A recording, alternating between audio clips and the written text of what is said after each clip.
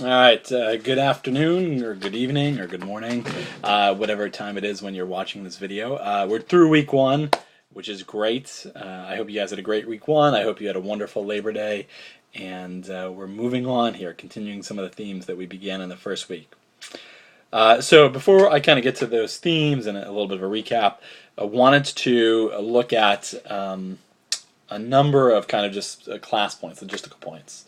So one, in terms of your post and response grade, so the discussion grade, which is your attendance and participation grade, because that's the only way that we attend and we participate in this class. So those discussion boards were generally very good and really useful stuff. And I really enjoyed your posts, and I enjoyed some of your responses, and was really impressed.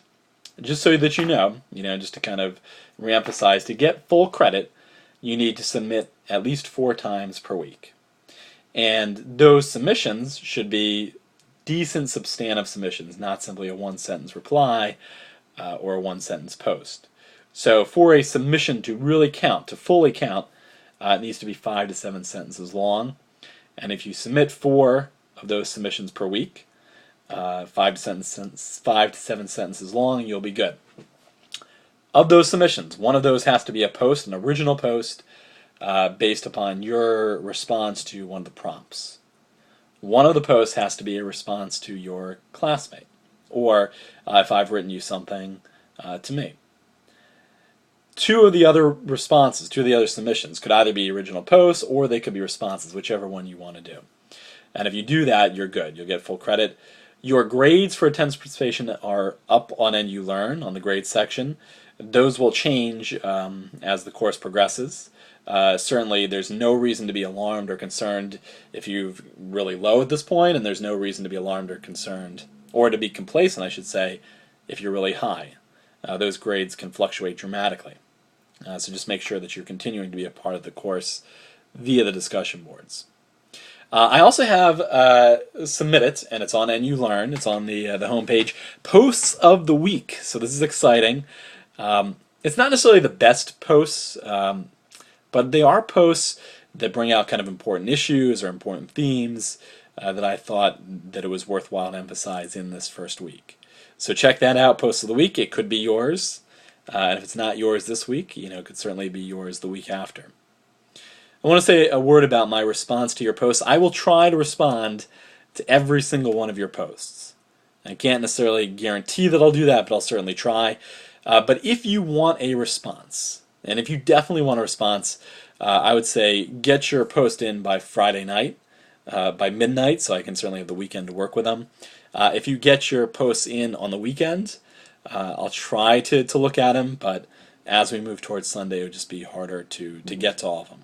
So, again, I would love to respond to each of you. I want to help each of you on an individual level as much as I can, and so that's how I will try to do that. The quiz. Quiz grades fluctuated. Some were very high, some were very, struggled a little bit. If you didn't do the quiz, you get a 0 for the quiz, but remember your lowest individual quiz drops, and you want to make sure that you don't make that mistake the next time. Old videos and lectures. So whether they're class videos or whether they're these kind of professor videos that I'm making, and the lectures that I have for each section of the course will not be on the NU homepage after the week they're assigned, or the week to which they're relevant. But they're not gone. They're not forgotten. They're not completely discarded. If you want to go back and look at them, they'll be in the folders. So there's the video folder on the NU Learn homepage, and there's also the lecture folder. So if you want to look at some old stuff, certainly go back and do that. Okay, so some of the themes. There was, and we're really going to kind of continue this theme in the coming week. What is right? What is wrong? What makes something right? What makes something wrong?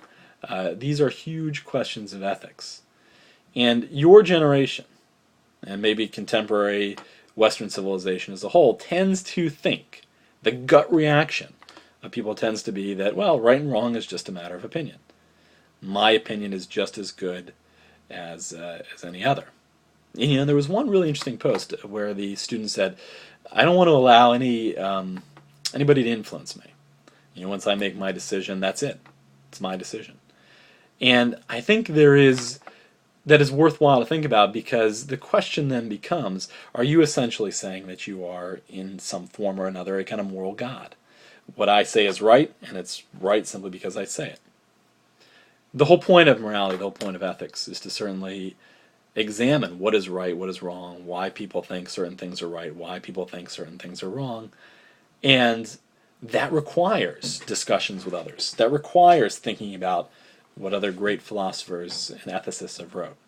And it also opens you up to the possibility that your position, your way of thinking may be wrong. And that's one of the beautiful things about ethics, is that, yes, you can criticize others, but so too can you be criticized. And you may learn that that's a really profound experience to grow.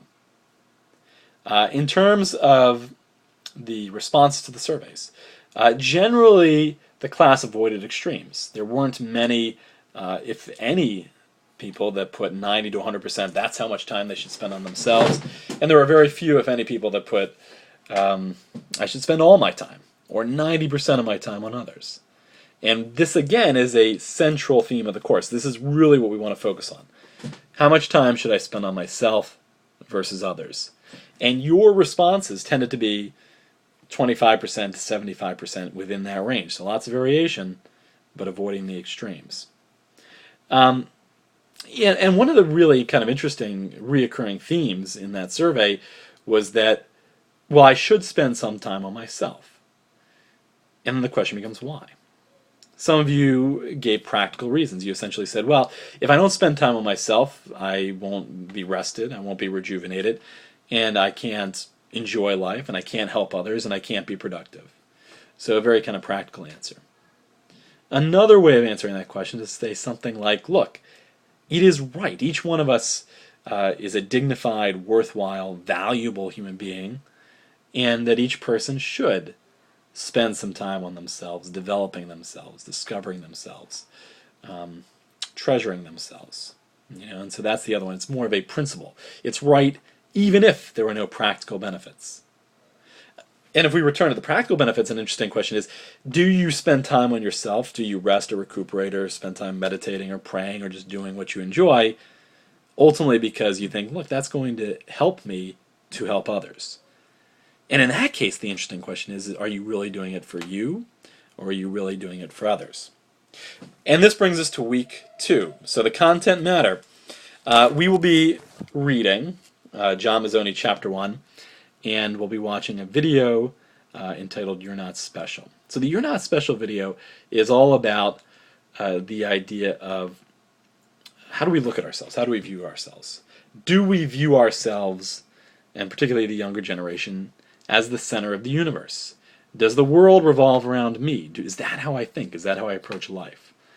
The speaker in the video certainly explores the consequences of such a view, as well as criticizes it in a very kind of interesting and engaging way. Now, related to this question is the chapter 1 of John Mazzoni. And here he's talking about relative versus universal ethics. And essentially, relative ethics says that right and wrong, good and bad, justice and injustice are simply a matter of opinion.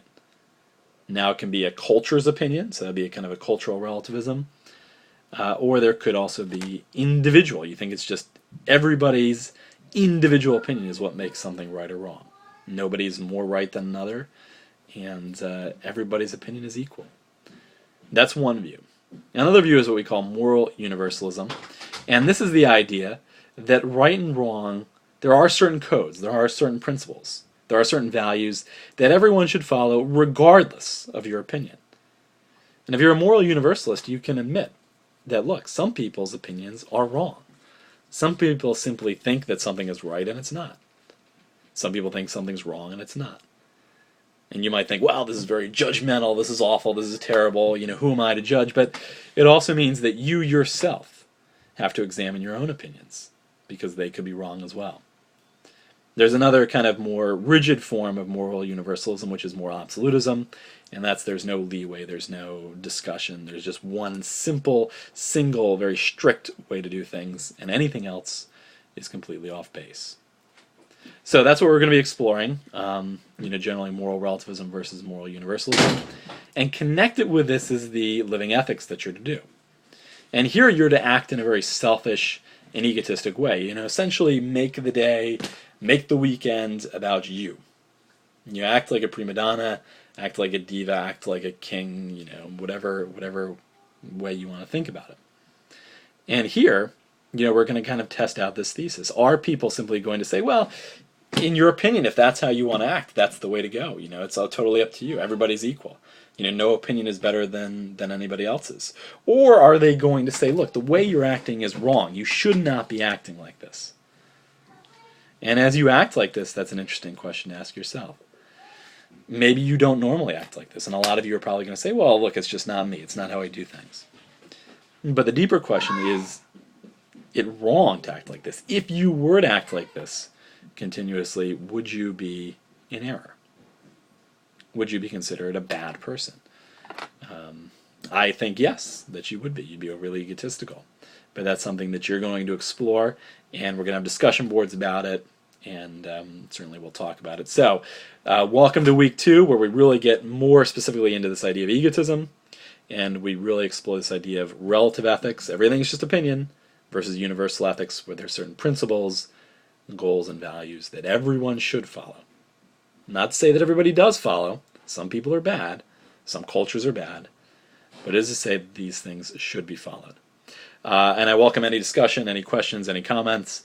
Please get back to me if you have anything that you want to get off your chest or anything you're confused about. And enjoy week 2 of Exploring Ethics.